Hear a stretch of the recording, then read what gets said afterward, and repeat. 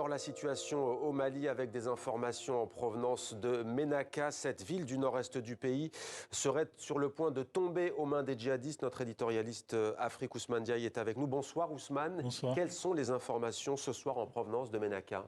Alors, d'après les personnes sur place à qui j'ai pu parler tout à l'heure, la ville n'est pas encore tombée. Mais ce qui est évident, et tout le monde le confirme, la ville est encerclée. Ce qui se passe, c'est qu'il y a une bataille depuis un an, une bataille pour le coup qui est très intéressante, c'est une bataille entre islamistes. On a le JNIM, donc affilié à Al-Qaïda, et de l'autre côté l'État islamique, le JS. Et là, Ménaka est le théâtre de cette bataille, la région de Ménaka d'abord, parce que lundi plutôt, le JS, donc l'État islamique, a attaqué une base de d'Al-Qaïda, le JNIM, et a pris cette base dans la bourgade de Tindermen. Et donc, on aboutit à une situation très simple.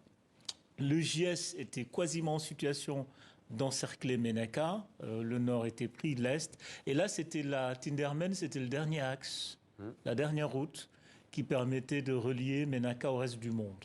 Donc là, Ménaka est encerclé. Donc la question que tout le monde se pose, est-ce que la bataille finale, la bataille de Ménaka entre le JS, donc l'État islamique, et AQMI aura lieu?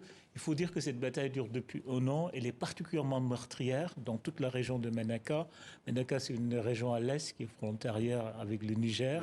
Et on a noté, d'après les chiffres de l'ONU, depuis en moins d'un an, la population de la ville de Ménaka est passée à tripler. On est passé de 10 000 à 30 000 environ parce que les populations autour, pour fuir les combats, se sont tous rassemblés dans la ville et donc l'assaut dans la ville pourrait être meurtrier et dramatique. Merci beaucoup Ousmane Diaye. Donc plus d'informations ce soir, évidemment dans le journal Afrique de TV5 Monde.